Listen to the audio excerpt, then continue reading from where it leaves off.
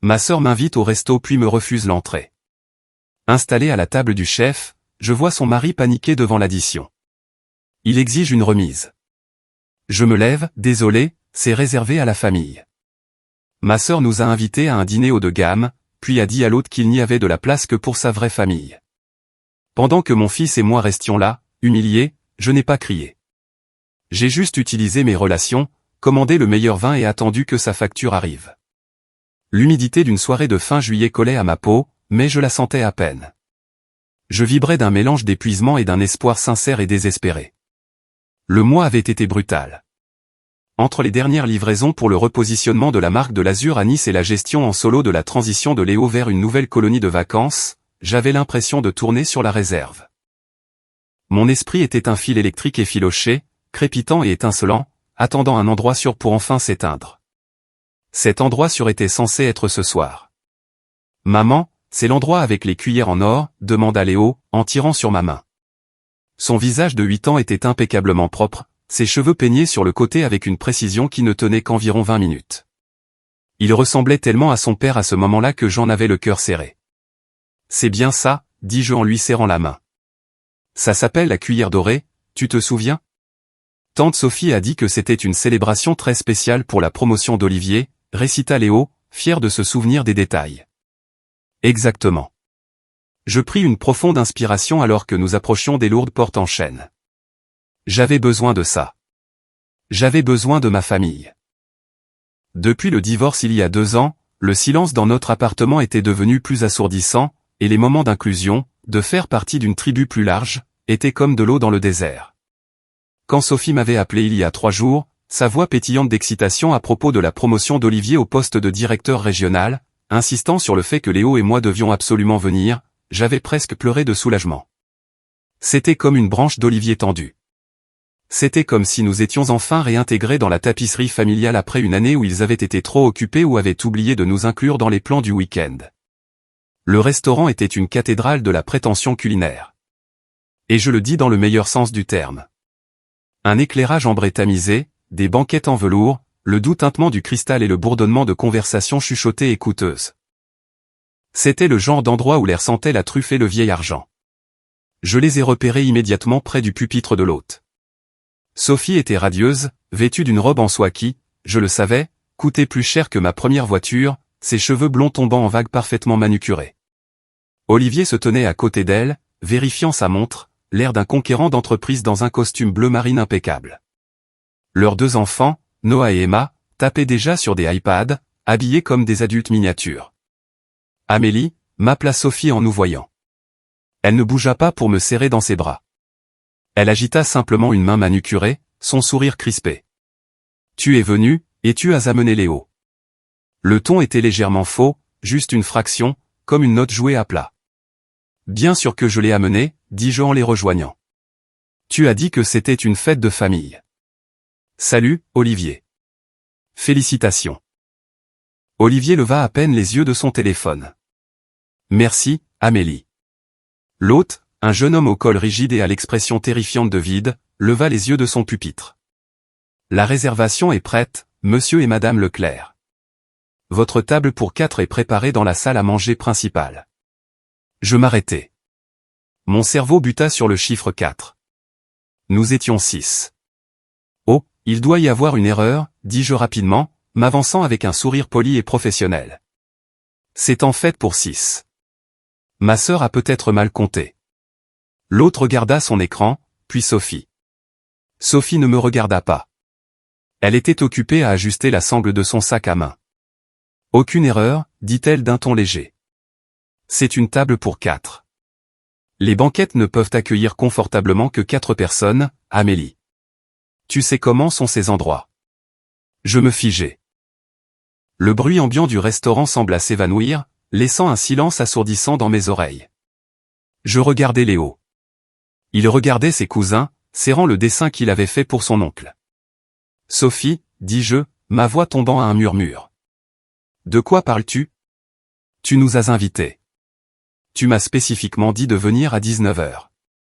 Je t'ai invité à passer, dit Sophie, sa voix prenant ce ton condescendant qu'elle utilisait quand elle pensait que j'étais difficile, pour dire bonjour, pour féliciter Olivier. Mais honnêtement, Amélie, c'est un dîner de célébration. C'est cher. Et franchement, Léo eh bien, il est énergique. Nous voulions un bon repas tranquille pour notre famille. Notre famille. Ces mots m'ont frappé comme un coup de poing à l'estomac. La distinction était claire. Ils étaient la famille. Léo et moi étions les accessoires, le bruit de fond. Nous avons fait 45 minutes de route, dis-je, ma voix tremblant malgré tous mes efforts pour la maîtriser. Léo est bien habillé. Il a fait une carte pour Olivier. Olivier leva enfin les yeux, l'agacement brillant dans son regard. Amélie, ne fais pas de scène. La réservation est pour 4. Le restaurant est complet. Tu aurais dû appeler à l'avance si tu supposais que tu mangeais avec nous. Supposer, m'étouffai-je. Tu m'as invité à la réception, corrigea Sophie comme si elle expliquait la physique quantique à un bambin. Écoute, les enfants ont déjà faim. Pourquoi n'iriez-vous pas prendre un burger ou quelque chose dans le coin? On pourra se rattraper plus tard dans la semaine. L'hôte nous regardait, ses yeux allant du dos dédaigneux de Sophie à mon visage stupéfait. Sophie se tourna vers l'hôte, affichant un sourire éblouissant. Nous sommes prêts à être installés, juste nous 4. Elle attrapa le bras d'Olivier. Ils commencèrent à s'éloigner. Ils ne se retournèrent même pas. Mon neveu et ma nièce suivirent, inconscients. Je suis resté là, tenant la main de mon fils de 8 ans au milieu du restaurant le plus exclusif de la ville, pendant que ma propre sœur s'éloignait pour un dîner pour lequel je n'étais pas assez bien. La trahison était pire que la solitude. C'était une déclaration publique que nous ne comptions pas. Pendant 10 bonnes secondes, je ne pus plus respirer. C'était comme si l'oxygène avait été aspiré du hall, remplacé par une honte épaisse et suffocante. Je sentais les yeux des autres clients dans la zone d'attente me transpercer le dos. Ils avaient vu l'échange. Ils avaient vu le couple riche rejeter la mère célibataire et son enfant comme des prospectus indésirables. Maman. La voix de Léo était petite, tremblante. On ne mange pas? Je baissai les yeux.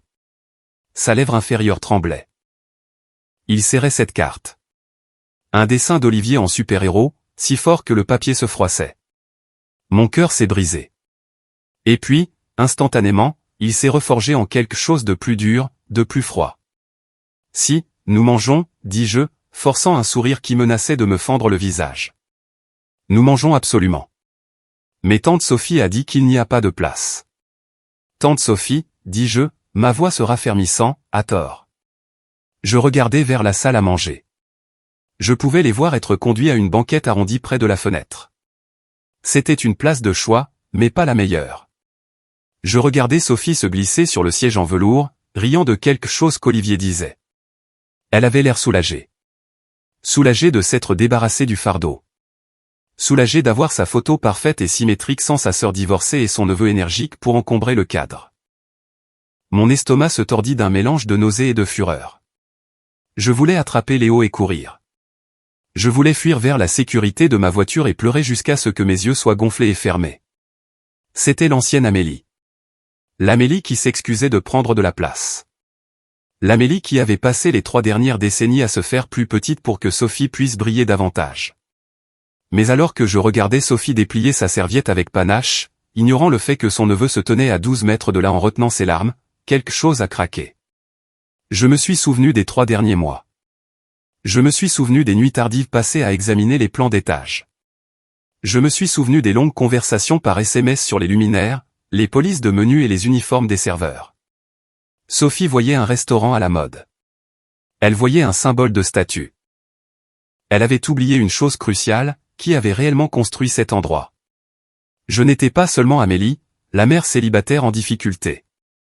J'étais Amélie, la stratège de marque qui avait transformé la cuillère dorée d'un concept de bistrot raté en la réservation la plus prisée de la ville. Je connaissais chaque centimètre de ce plan d'étage. Je connaissais le coût de chaque ingrédient, et plus important encore, je connaissais le propriétaire. Je me suis retourné vers le pupitre de l'hôte. Le jeune homme évitait mon regard, faisant semblant d'étudier le plan de salle. Il était mal à l'aise, se sentant clairement désolé, mais lié par la hiérarchie du carnet de réservation. « Excusez-moi, dis-je. » Ma voix n'était plus suppliante. C'était la voix que j'utilisais dans les salles de conseil. Il leva les yeux, surpris. « Madame, Je suis vraiment désolé, mais comme l'a dit Madame Leclerc, nous sommes complets ce soir. La liste d'attente est de 3 semaines. Je ne demande pas une table de la liste, dis-je calmement. Est-ce que Jean-Paul est là ce soir? L'hôte cligna des yeux. Monsieur Martin, le directeur général. Oui. Dites-lui qu'Amélie est ici. Dites-lui que je vise la table du chef. Le comportement de l'hôte passa de la pitié à la confusion. Je peux vérifier s'il est disponible, mais... Dites-lui simplement, dis-je en me penchant légèrement. Dites-lui qu'Amélie dit que l'éclairage dans le hall d'entrée est toujours réglé sur une teinte trop froide. C'était un code, une blague récurrente que nous avions pendant la phase de conception. L'hôte hésita, puis hocha la tête. Il prit son récepteur d'oreillette. Un moment. Je serrai la main de Léo. Mon grand, tu me fais confiance? Il leva les yeux, écarquillé. Oui. Bien, parce que nous n'allons pas manger de burger. Nous allons avoir le meilleur dîner de ta vie. Je regardai de nouveau la table de Sophie. Elle commandait des boissons, gesticulant sauvagement. Elle n'avait aucune idée que le sol sous ses pieds était sur le point de trembler. Elle pensait détenir toutes les cartes parce qu'elle avait le mari, l'argent et la réservation. Mais elle jouait aux dames, et elle ne réalisait pas qu'elle était assise en face d'une grande maîtresse. Pour comprendre pourquoi ce moment au pupitre de l'hôte m'a brisé, il faut comprendre l'histoire de Sophie et Amélie. Ce n'était pas juste un dîner. C'était toute une vie où j'étais la terre et Sophie la fleur. Nos parents avaient toujours été épris de Sophie. Elle était la beauté, la charmeuse, celle qui exigeait l'attention et la recevait comme son droit de naissance. J'étais la pratique, l'intelligente, celle qui réparait les choses. Quand Sophie a raté son algèbre à l'université, je lui ai donné des cours tous les soirs pendant un semestre pour qu'elle ne perde pas sa place dans sa sororité. Quand elle a accidenté sa première voiture, je l'ai conduite au travail pendant 3 mois. Quand elle a commencé à sortir avec Olivier, c'est moi qui l'ai aidé à se construire une personnalité sophistiquée, choisissant littéralement les livres pour ses étagères afin qu'elle ait l'air cultivée pour ses parents universitaires. J'avais passé ma vie à orchestrer le succès de Sophie. Et Olivier. Olivier était le partenaire parfait pour elle. C'était un homme qui voyait les relations comme des transactions. Il venait d'une famille aisée, pas assez pour être vraiment riche, mais assez pour être snob à ce sujet. Il me tolérait quand j'étais marié à un avocat d'affaires. Nous correspondions alors à sa vision du monde. Mais quand mon mari est parti et que je suis soudainement devenu une mère célibataire jonglant entre une carrière de consultante et un enfant, je suis devenu désordonné. Je suis devenu une tache sur leur pare-brise immaculé. Ce dîner était censé être différent. J'avais en fait tiré des ficelles pour cette réservation. Il y a 3 semaines, Sophie m'avait appelé en panique. Amélie, toi qui connais des gens dans le monde de la restauration, j'ai besoin d'une table à la cuillère dorée pour la promotion d'Olivier. C'est complet en ligne. Je ne lui avais pas dit que j'avais travaillé sur le projet. Je voulais garder ma vie professionnelle séparée, principalement parce que Sophie avait l'habitude d'essayer d'exploiter mes relations pour obtenir des choses gratuites. Alors, j'avais simplement dit, laisse-moi voir ce que je peux faire. J'avais appelé Jean-Paul. J'avais obtenu la meilleure banquette. J'avais même ajouté une note au dossier, famille VIP. Traitez-les bien. J'avais préparé le terrain pour sa soirée parfaite. Et sa façon de me remercier était de m'y inviter comme accessoire, pour ensuite me jeter quand je ne correspondais pas à l'esthétique de sa célébration familiale nucléaire. C'était ça, le coup de poignard. Elle ne rejetait pas seulement sa sœur. Elle rejetait la personne qui lui avait offert cette soirée sur un plateau d'argent. Je l'ai regardé de nouveau. Sophie riait, la tête renversée, sirotant un cocktail qui, je le savais, coûtait 28 €. Olivier montrait le menu, lui expliquant probablement la carte des vins avec cette arrogance insupportable, malgré le fait que sa connaissance du vin venait entièrement de la lecture des titres de Wine Spectator. Il portait un costume sur mesure, une Rolex un peu trop grande pour son poignet, et une expression de satisfaction suprême. Il ressemblait à un homme qui croyait que le monde existait pour le servir. Elle a l'air heureuse, murmura Léo, suivant mon regard. En effet, dis-je, ma voix se durcissant. Pourquoi elle ne veut pas de nous? Parce que, dis-je en m'accroupissant pour le regarder dans les yeux, certaines personnes pensent que l'amour est une tarte, et que s'ils la partagent, il n'en restera pas assez pour eux. Mais ils ont tort. L'autre vint, l'air pâle. À côté de lui se tenait un homme dans un costume anthracite impeccable, se déplaçant avec la grâce d'un danseur, Jean-Paul. Ses yeux balayèrent la pièce et se posèrent sur moi. Son visage s'illumina d'un sourire sincère et radieux. Il contourna complètement le pupitre de l'hôte, les bras grands ouverts. « Amélie » tonna-t-il, son accent français épais et chaleureux. « Mon Dieu, vous êtes ici, et vous ne me l'avez pas dit. » Il m'embrassa, me faisant la bise sur les 2 joues. L'hôte avait l'air sur le point de s'évanouir. J'ai essayé d'être subtil, Jean-Paul, ris-je, sentant la chaleur de son accueil faire fondre une partie de la glace dans ma poitrine. Mais des complications sont survenues. Des complications? Il recula, me regardant, puis baissant les yeux sur Léo. Et qui est ce beau jeune homme? C'est Léo, mon cavalier. Enchanté, Léo, s'inclina Jean-Paul. Jean-Paul, dis-je en me penchant près de lui pour que Sophie ne puisse pas entendre de l'autre côté de la pièce. J'ai une petite situation. Ma sœur, la réservation que j'ai faite pour les Leclerc. Elle vient de m'informer qu'il n'y a pas de place pour nous à sa table. Les sourcils de Jean-Paul se haussèrent. Il regarda par-dessus son épaule la banquette de Sophie. Il les vit manger du pain, inconscient. Son expression s'assombrit instantanément. Il connaissait le milieu. Il connaissait le respect. Et il savait exactement tout ce que j'avais fait pour ce restaurant. « Elle vous a renvoyé ?» demanda-t-il, sa voix basse et dangereuse. « Elle a essayé, dis-je, mais je ne pars pas. En fait, j'aimerais rester, mais pas avec eux. » Jean-Paul sourit, et c'était un sourire plein de malice et de compréhension. « La table du chef est vide ce soir. Elle était réservée pour un critique qui a annulé il y a 1 heure. Elle est à vous. Et Amélie. Oui. La réduction amis et famille que j'ai appliquée à la table des Leclerc. » Il laissa sa phrase en suspens, levant un sourcil. Je lui souris en retour. Je pense que, puisque je ne fais pas partie de la famille ce soir, la réduction ne devrait pas s'appliquer non plus. N'êtes-vous pas d'accord? Le sourire de Jean-Paul s'élargit, une lueur espiègle dans ses yeux qui correspondait à la mienne.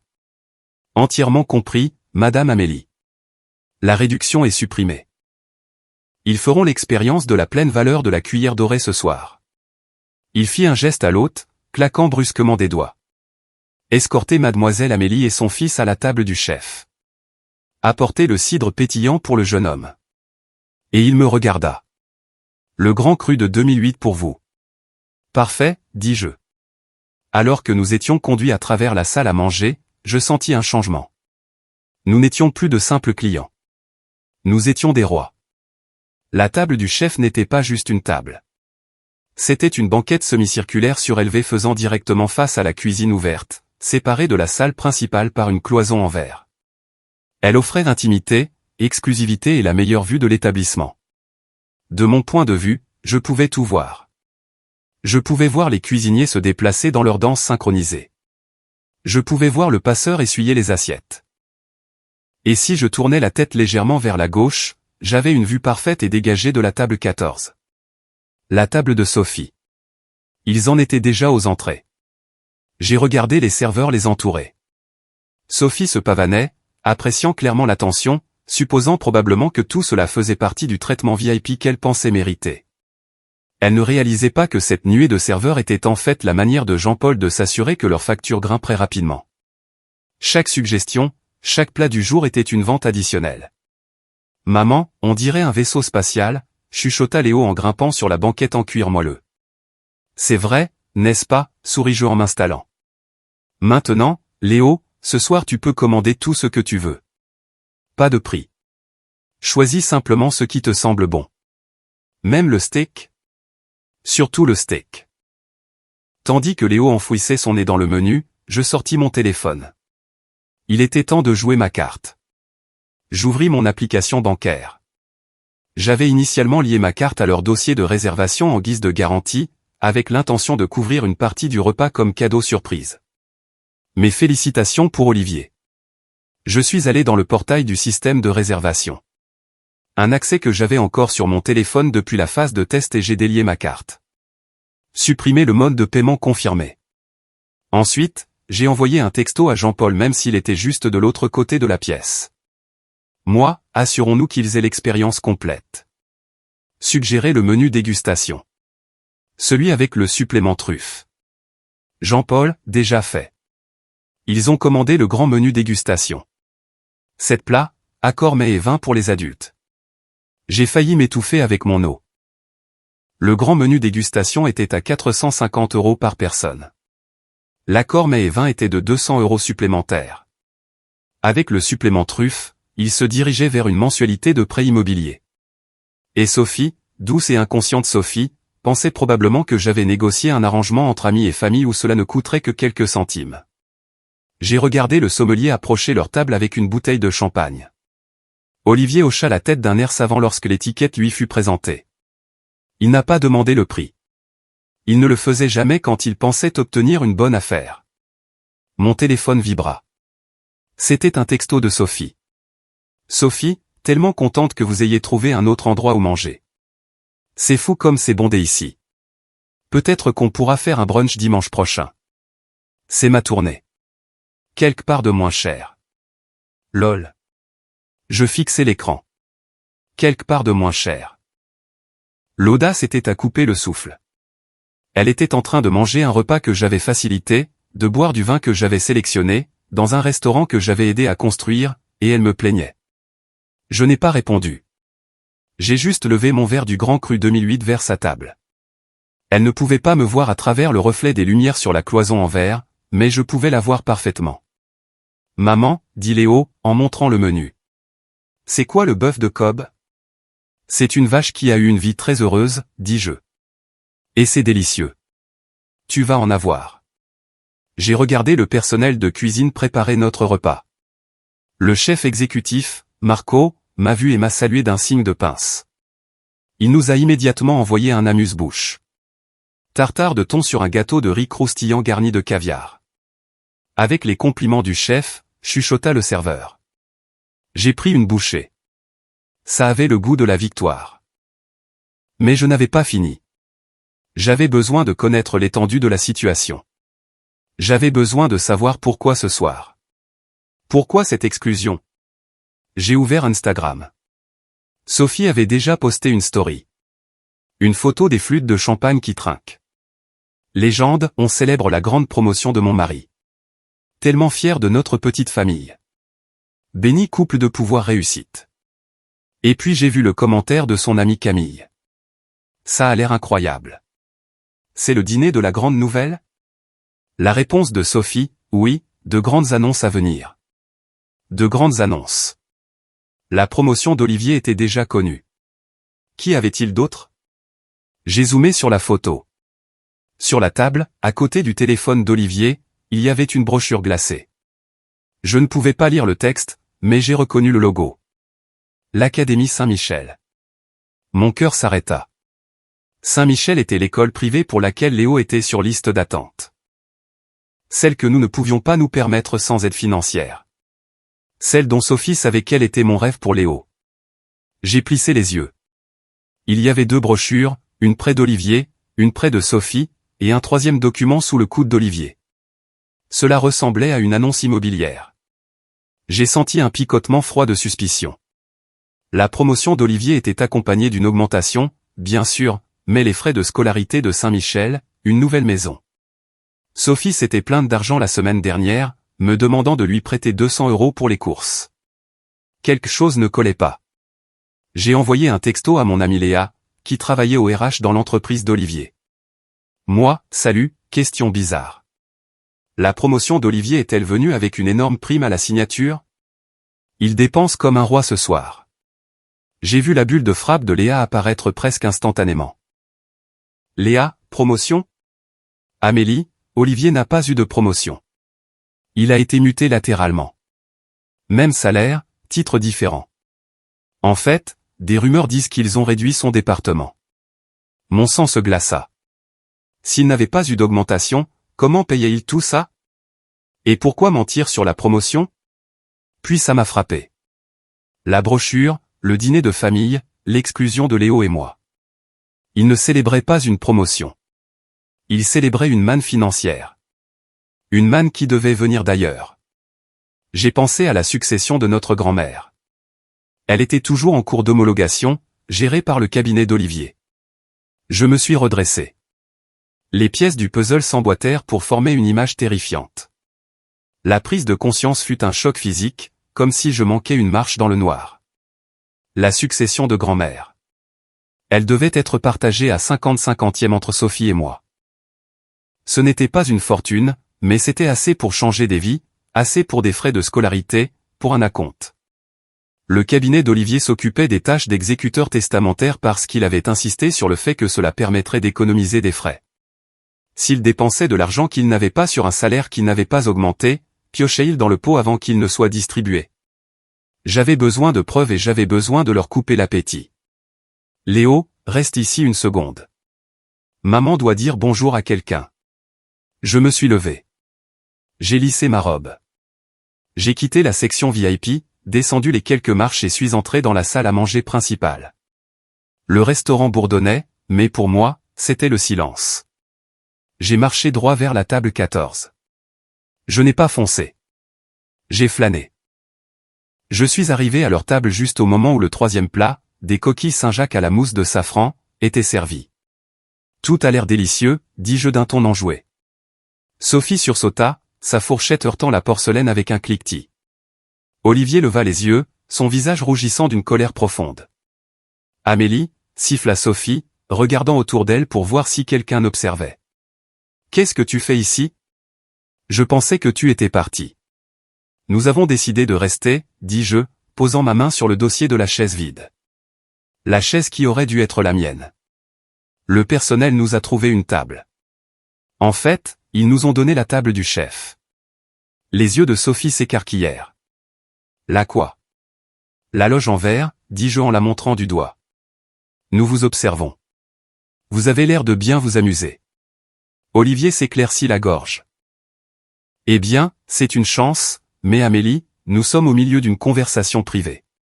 À propos de la promotion, demandai-je, le regardant droit dans les yeux. Ou à propos de la mutation? Olivier se figea. La coquille Saint-Jacques sur sa fourchette resta suspendue à mi-chemin de sa bouche. Je ne sais pas de quoi tu parles, balbutia-t-il. Oh, je pense que si, dis-je, ma voix aussi douce que du miel empoisonné. Je viens d'apprendre la nouvelle fascinante que votre promotion est en fait une mutation latérale. Pas d'augmentation. Alors, je me demandais, comment financez-vous exactement les frais de scolarité de Saint-Michel et un menu dégustation qui coûte plus cher que mon loyer mensuel? Sophie devint pâle. Amélie, baisse la voix. Pourquoi, demandai-je. As-tu peur que les gens entendent ou as-tu peur que j'entende? Je me penchai plus près. C'est pour ça qu'il n'y avait pas de place pour nous? Parce que tu ne voulais pas que je pose des questions sur l'origine de l'argent. Tu es paranoïaque, cracha Olivier, retrouvant une partie de son arrogance. Mes finances ne te regardent pas. Nous avons des économies. Vraiment, demandai-je. Parce que la semaine dernière, Sophie a emprunté 200 € pour les courses et maintenant vous buvez. Qu'est-ce que c'est? Un château Margaux 2015. C'est une célébration, s'écria Sophie, sa voix montant maintenant, attirant les regards qu'elle cherchait tant à éviter. Pourquoi ne peux-tu pas être heureuse pour nous? Pourquoi dois-tu toujours tout gâcher? Je ne gâche rien, dis-je. Je clarifie juste les choses.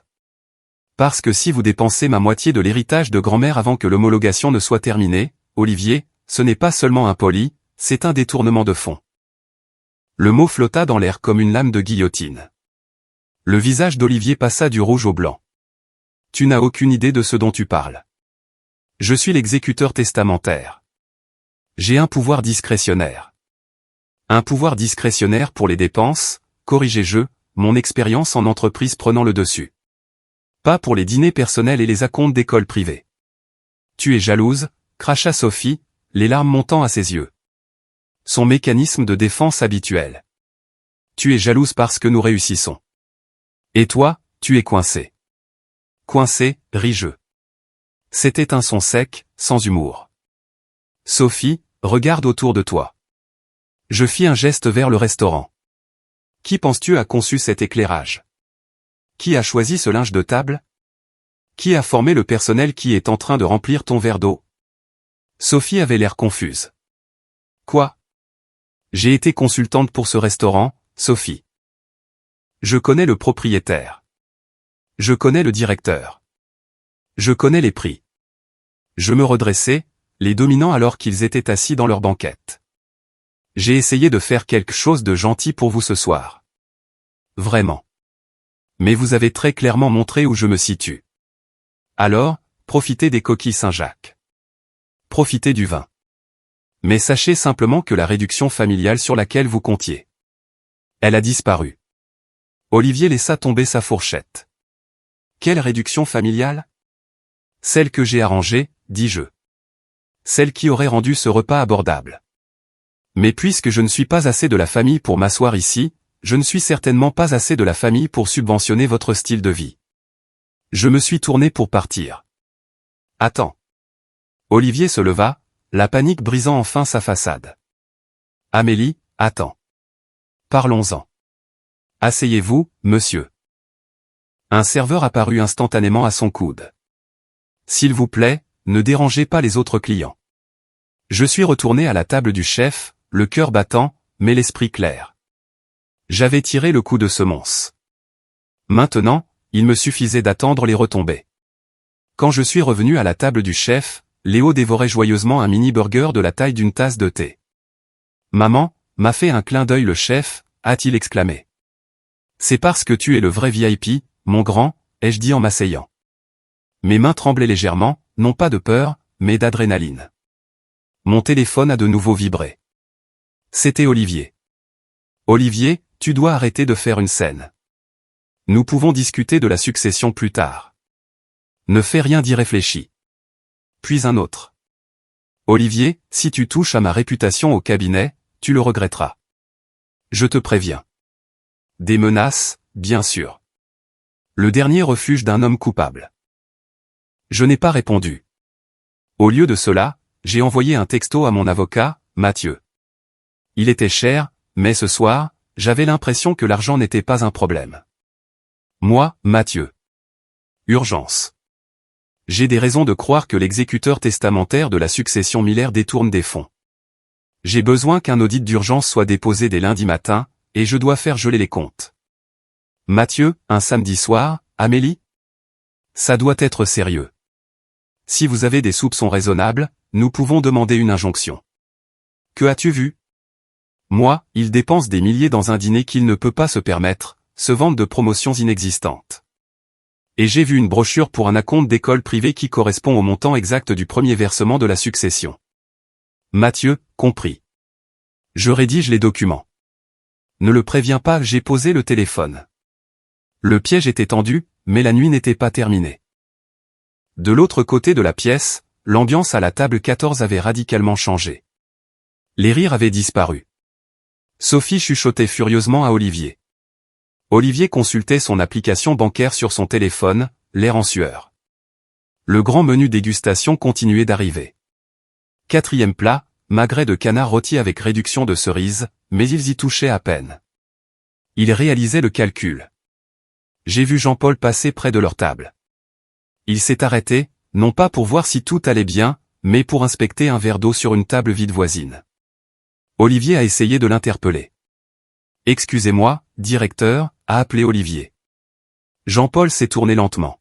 « Oui, monsieur. » Il semble y avoir un malentendu sur la facture, a dit Olivier, la voix tendue. « Ma belle-sœur, elle travaille ici. » Mademoiselle Amélie, a souri Jean-Paul. « Elle est une consultante précieuse, l'une des meilleures. » D'accord. Eh bien, elle a mentionné une réduction. Nous voulons juste confirmer qu'elle est toujours active. Le visage de Jean-Paul devint un masque de confusion polie. Active, monsieur? Les réductions sont discrétionnaires. Elles sont accordées aux amis et à la famille de la maison. Puisque mademoiselle Amélie dîne séparément, et que vous avez indiqué qu'elle ne faisait pas partie de votre groupe. Vous comprenez certainement. Mais nous sommes de la famille, s'est écriée Sophie. C'est ma sœur. Ah, a acquiescé Jean-Paul d'un air savant. Mais plutôt, la réservation était assez spécifique. Seulement de la place pour 4. Le système reflète ce que le client demande. Il s'inclina légèrement. Profitez du canard. Il est exquis. Il s'éloigna. Olivier s'affaissa sur son siège.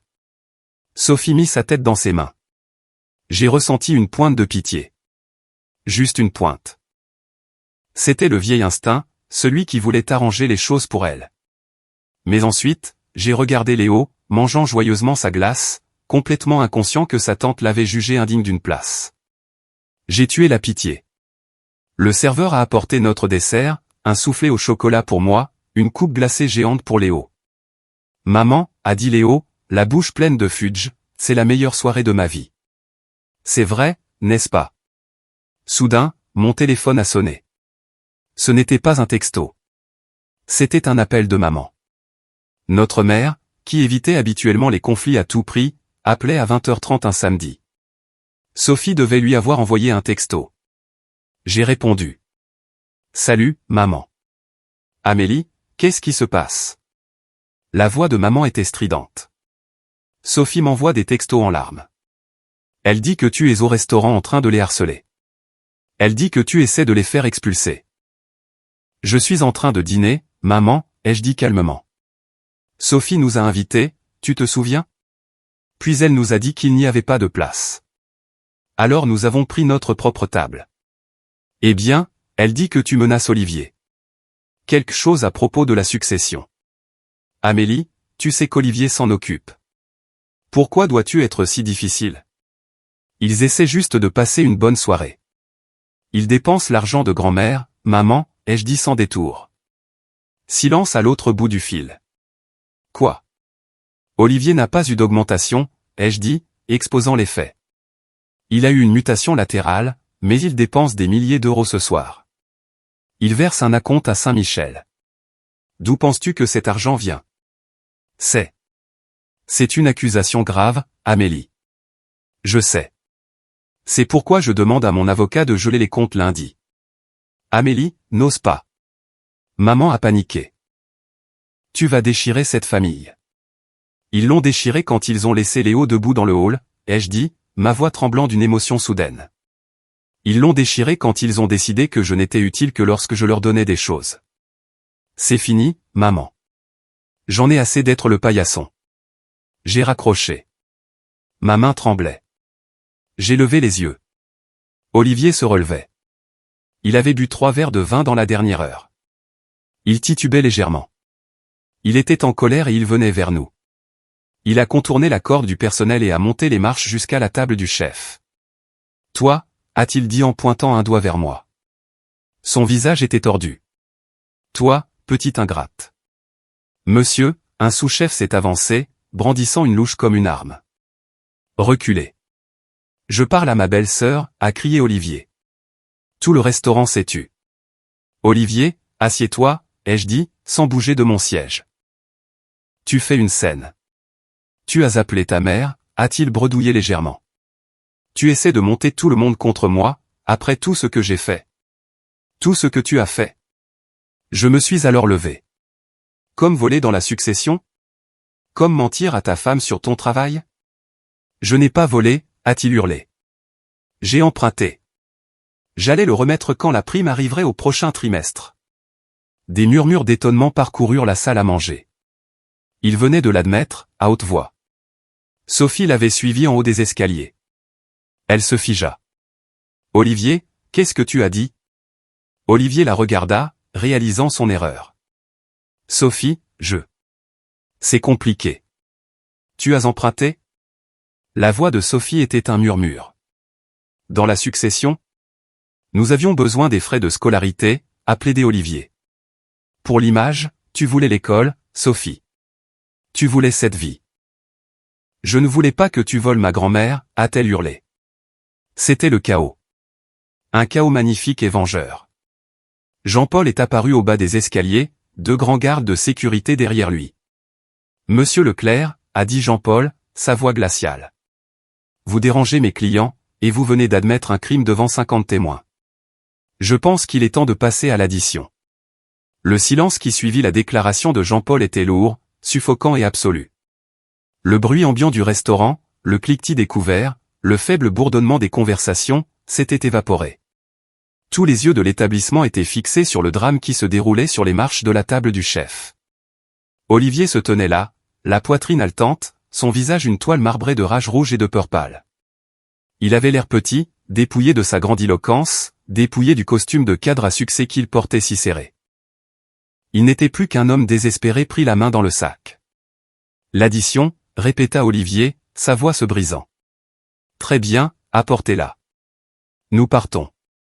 Excellent, dit Jean-Paul, son ton sec et professionnel. Il ne bougea pas. Il leva simplement une main et un serveur apparut instantanément avec un porte-addition en cuir noir. Il était épais, lourd. Jean-Paul le prit et descendit les marches, ramenant Olivier à la table 14 comme un proviseur escortant un élève absentéiste. Sophie suivit, l'air de marcher vers l'échafaud. Je suis restée assise, observant d'en haut comme un juge sur une estrade. Léo avait cessé de manger sa coupe glacée, sentant le changement dans l'air. Tonton Olivier a des ennuis, chuchota Théil. Oui, mon chéri, dis-je doucement. De gros ennuis. Je les ai regardés atteindre leur banquette. Olivier s'assit lourdement. Sophie se tenait au bord de la table, les bras croisés, refusant de s'asseoir à côté de lui. Jean-Paul posa le porte-addition sur la table. Il ne le laissa pas simplement tomber, il le présenta avec panache. Olivier l'ouvrit. Même de l'autre côté de la pièce, j'ai vu le tressaillement. C'était un recul physique, comme si le papier l'avait mordu. Il fixa le chiffre. Il cligna des yeux, se les frotta et regarda à nouveau. Ça, bafouilla Olivier, sa voix s'élevant à nouveau, portant à travers la pièce silencieuse. C'est une erreur. C'est 3400 €. 3412 €, corrigea doucement Jean-Paul, plus le pourboire, bien sûr. Pour un dîner, hurla Olivier. C'est du vol. C'est de l'escroquerie. C'est le menu que vous avez commandé, monsieur, dit Jean-Paul, sa voix se projetant pour que les tables voisines puissent entendre. Le grand menu dégustation, 7 plats, le supplément à la truffe blanche d'Alba, le supplément de bœuf wagyu, et bien sûr, le Château Margaux 2015, et le toast au champagne. Vous avez tout consommé avec beaucoup d'enthousiasme, si je puis me permettre. Mais. Olivier regarda sauvagement autour de lui, ses yeux se fixant sur moi, là-haut dans la loge en verre. Amélie. Amélie, dis-lui. Dis-lui pour la réduction. Je me levai lentement. Je m'approchai de la balustrade en verre. Je n'ai pas crié. Je n'en avais pas besoin. L'acoustique portait ma voix parfaitement. Il n'y a pas de réduction, Olivier, dis-je. Les réductions sont pour la famille. Et comme tu l'as fait remarquer à notre arrivée, il n'y avait de la place que pour 4. Tu voulais jouer les gros bras. Tu voulais la célébration privée. Tu voulais le traitement VIP. Eh bien, voici le prix d'entrée. Je ne peux pas payer ça, cria Olivier en frappant la table de sa main. Je n'ai pas 3000 € de liquidité en ce moment. Tu viens de dire que tu avais emprunté à la succession. La voix de Sophie trancha le bruit. Elle était calme, mortelle. Elle prit l'addition et la regarda. Ses mains tremblaient. Tu m'as dit que tu avais une prime. Tu m'as dit que nous fêtions quelque chose et maintenant tu dis que tu ne peux même pas payer le dîner que tu as commandé. Sophie, écoute, plaida Olivier, la sueur perlant sur son front. C'est un problème de trésorerie. La mutation. Les actifs sont bloqués. Les actifs de ma grand-mère, corrigea Sophie. Elle le regarda avec une expression de pure révulsion. C'était le regard d'une femme réalisant qu'elle avait dormi à côté d'un étranger. Tu as menti sur le travail. Tu as menti sur l'argent. As-tu aussi menti sur l'école? As-tu même envoyé la compte? Olivier baissa les yeux vers ses chaussures. Ce silence fut la réponse la plus éloquente de toutes. Oh mon Dieu, souffla Sophie. Elle recula de la table. Espèce d'imposteur. J'ai une carte de société, s'empressa de dire Olivier, sortant une carte noire et élégante de son portefeuille. Je vais le mettre sur le compte du cabinet. Je m'arrangerai lundi. Il tendit la carte à Jean-Paul. Jean-Paul la prit, l'air ennuyé. Il se dirigea vers le terminal portable que tenait le serveur. Il inséra la carte. Nous attendîmes. La machine émit un bip, un bourdonnement rauque et dissonant. Refusé, dit Jean-Paul à haute voix. Essayez encore, insista Olivier. C'est une carte Platinum. C'est une carte annulée, monsieur, dit Jean-Paul en regardant l'écran. L'émetteur signale carte non autorisée. Il semble que le cabinet ait désactivé vos privilèges. La salle halta. C'était le coup de grâce. La mutation latérale n'était pas seulement une mutation. Il avait probablement été dépouillé de tout pouvoir, peut-être même licencié, et le cachait. Olivier s'effondra dans la banquette, enfouissant son visage dans ses mains. La façade s'était complètement effondrée. Le cadre arrogant avait disparu, remplacé par un homme terrifié dans un costume qu'il ne pouvait pas se permettre. « J'ai une autre carte », marmonna Olivier, cherchant son portefeuille personnel. « Ma carte de débit. »« Arrête », dit Sophie. Elle plongea la main dans son sac à main. Elle en sortit sa propre carte, une simple carte bancaire de son compte personnel, celle qu'elle utilisait pour les revenus de sa boutique en ligne. « Je paierai ma part et celle des enfants. »« Madame, » dit Jean-Paul doucement. « La facture est une seule note. » Sophie regarda de nouveau la facture. Elle regarda Olivier, qui sanglotait doucement maintenant. Elle leva les yeux vers moi. Des larmes coulaient sur son visage. Son maquillage était ruiné. L'image parfaite était brisée. « Amélie » murmura-t-elle. Elle articula le mot « aide-moi ». Je la regardai. Je vis ma sœur. Pas la snob, pas l'intimidatrice, mais la petite fille qui venait se blottir dans mon lit pendant les orages. Je vis une femme qui avait été trompée, manipulée et humiliée bien pire que je ne l'avais été. Mais je vis aussi Léo. Je vis la façon dont elle l'avait ignoré dans le hall. Je vis les années où elle avait pris mon aide pour me cracher au visage. « Je ne peux pas t'aider, Sophie, » dis-je, ma voix ferme mais triste. « Je ne peux vraiment pas. Tu l'as choisi. Tu as choisi cette table. Tu as choisi cette vie. » Je me tournai vers Jean-Paul. « S'ils ne peuvent pas payer, Jean-Paul, vous connaissez le protocole. »« En effet, » dit Jean-Paul. « Police, pour filouterie. »« Non, » hurla Sophie. « Non, pas la police. Je vais appeler papa. Je vais appeler papa. » Elle chercha son téléphone en tâtonnant, ses doigts tremblant si fort qu'elle le fit tomber une fois. Elle composa un numéro. Elle mit le haut-parleur, son désespoir lui faisant oublier toute intimité. « Papa » sanglota-t-elle quand il répondit. « Papa, j'ai besoin de toi. Je suis à la cuillère dorée. Olivier. Olivier a menti sur tout. Nous ne pouvons pas payer la note. Ils vont appeler la police. » Je pouvais entendre la voix confuse et tonitruante de mon père à l'autre bout du fil. « Quoi? Où est Amélie? N'est-elle pas là? » « Si » s'écria Sophie en levant les yeux vers moi. « Elle est là. Elle regarde. »« Passe-la-moi » exigea papa. Sophie tendit le téléphone vers moi. « Amélie » résonna la voix de papa. « Règle ça. Paie la note et on s'arrangera plus tard. » Je regardai le téléphone. Pendant 30 ans, telle avait été la dynamique. « Amélie, règle ça. Amélie, nettoie le désordre. »« Non, papa, dis-je. Pas cette fois. Je vais emmener Léo manger une glace. Sophie peut attendre. Tu as 45 minutes de route. Jean-Paul attendra. » Je fis signe au serveur. « Emballez le reste du steak pour le chien, s'il vous plaît. Et nous sommes prêts pour notre addition. » Jean-Paul fit un geste de la main. « Votre addition est réglée, Amélie. C'est la maison qui offre. »« Merci, Jean-Paul, dis-je. » Je pris la main de Léo. Nous descendîmes les escaliers. Nous devions passer juste devant la table 14 pour sortir. Je ne m'arrêtai pas.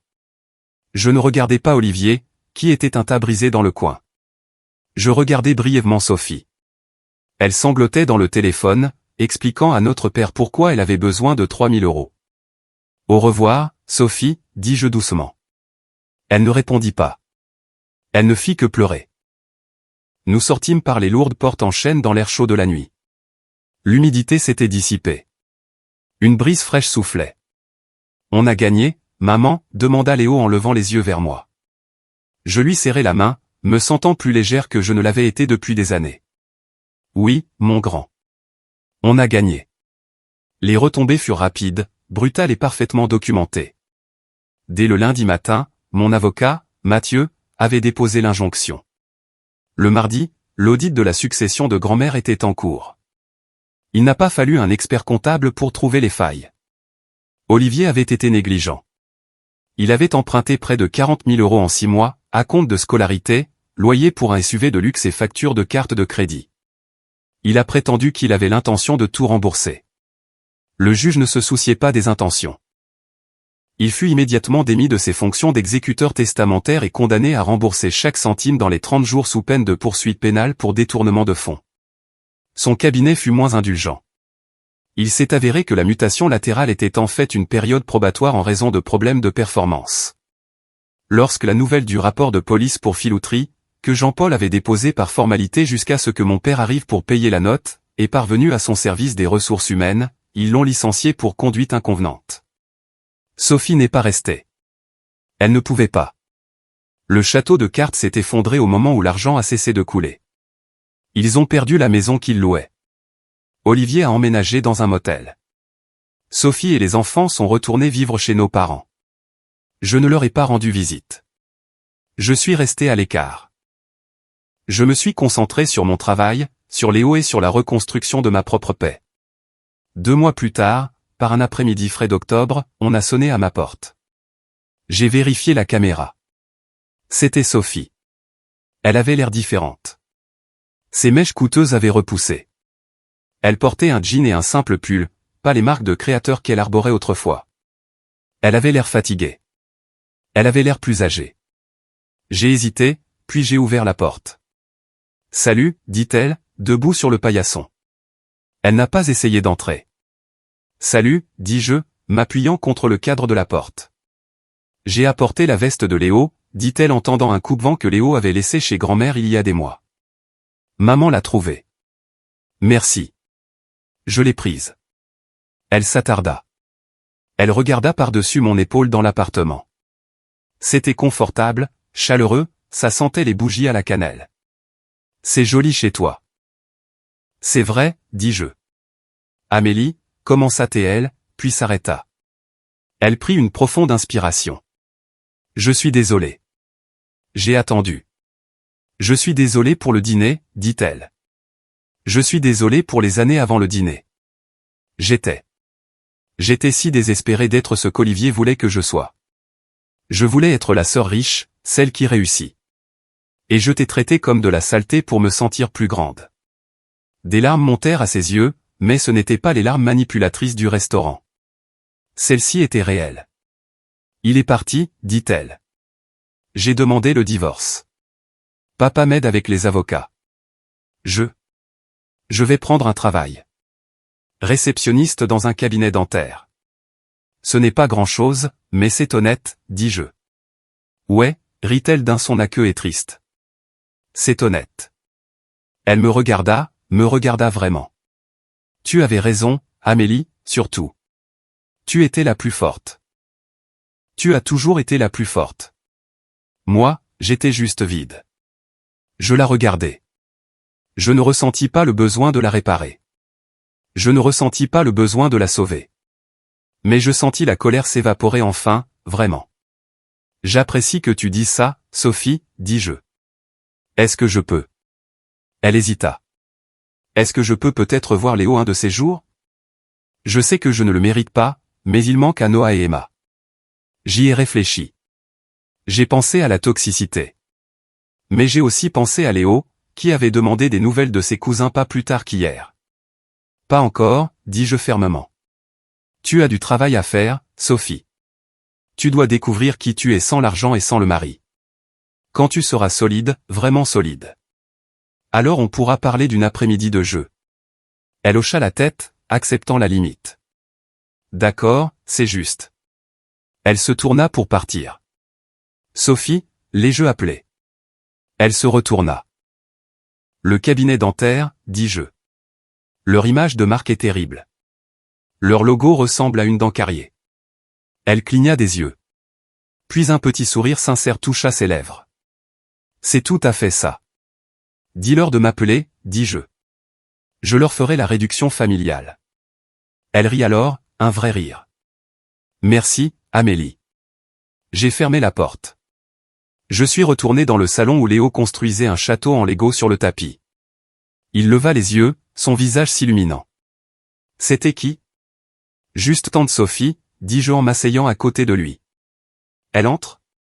Non, dis-je en prenant une brique bleue et en la plaçant sur la plus haute tour. Pas aujourd'hui. Aujourd'hui, il n'y a que nous.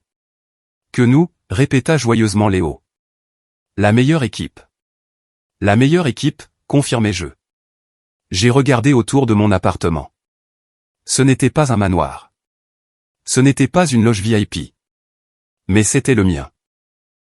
Il était payé, et il était rempli d'un amour réel, non acheté. Il y avait beaucoup de place. Mais seulement pour les gens qui comptaient.